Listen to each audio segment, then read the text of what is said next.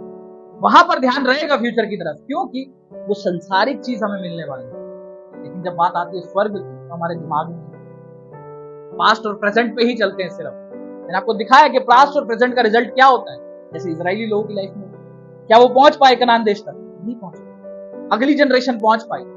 Reason focus Kanan देश की तरफ ना, कुड़कुड़ाहट की तरफ नहीं। और उनको सब पता था उस जनरेशन को कि क्या हुआ, किस तरीके से परमेश्वर ने निकाला हमारे को फिरौन के वहां से, कैसे लाल समुद्र 2 भाग हुआ, कैसे जंगल में मन्ना प्रोवाइड किया, कैसे मूसा ने 10 आज्ञाओं को परमेश्वर, सब पता था उनको। और पास्ट को, अच्छे पास्ट को याद रखते हुए और कनान देश को माइंड में रखते हुए वो चलने लगे। इसीलिए वो हासिल भी कर, इसीलिए वो सारी लड़ाइयों को जीत भी पाए, क्योंकि फिक्स था कनान देश, फिक्स था उनके माइंड में। जब आपके माइंड में स्वर्ग फिक्स हो जाएगा, आप छोटी छोटी परिस्थितियों से घबराओगे नहीं, करोगे। आप छोटी छोटी परिस्थितियों यूं पार निकल जाओगे, क्योंकि वहां पर खुदा की सामर्थ आपके साथ होगी, जैसे यहोशू के साथ, जैसे यहोशू के साथ पूरी जर्नी के अंदर रही खुदा की सामर्थ, क्योंकि उसका फोकस कनान देश के ऊपर फिक्स हो गया। हालेलुया। अपने पड़ोसी से बोले अपना फोकस स्वर्ग की ओर फिक्स कर ले, ताकि कंटिन्यू सप्लाई रिसीव करता जाए अपनी लाइफ। आमेन। आइए सब जन प्रार्थना में चलेंगे। धन्यवाद करते मेरे सामर्थ्य खुदा, मेरे परमेश्वर, खुदा बाप, हम आपका धन्यवाद करते हैं मेरे परमेश्वर। और खुदा हम विश्वास करते हैं प्रभु जी, वो कंटिन्यू सप्लाई तो हमारी लाइफ में देता रहेगा मेरे परमेश्वर। मैं अपनी आंखें प्रभु जी पर्वतों की ओर टिकाता हूं मेरे परमेश्वर। और प्रभु जी उस कनान देश जो हमारे लिए तू प्रॉमिस लैंड जो तूने स्वर्ग रखा है प्रभु जी हमारे लिए, मैं उसको अपनी आंखों में, उसमें अपने हृदय में, अपने माइंड में प्रभु जी उसको फिक्स कर लेता हूं मेरे परमेश्वर। अपने उद्धार को प्रभु जी अपनी माइंड में फिक्स कर लेता हूं खुदा। और मैं विश्वास करता हूं खुदा कि खुदा वो कंटिन्यू सामर्थ की सप्लाई खुदावन मैं तेरे स्वर्ग से अपने जीवन में रिसीव करता जाऊंगा मेरे परमेश्वर। खुदा मैं तेरा धन्यवाद देता हूं प्रभु जी। आज जितने लोगों ने भी प्रभु भूख और प्यास से वचन को सुना, मेरा विश्वास है खुदा वो कंटिन्यू सप्लाई को रिसीव करते जाएंगे यीशु मसीह के नाम से। खुदा मैं तेरा धन्यवाद करता हूं प्रभु, यीशु मसीह के सामर्थ्य के नाम से मांगता हूं।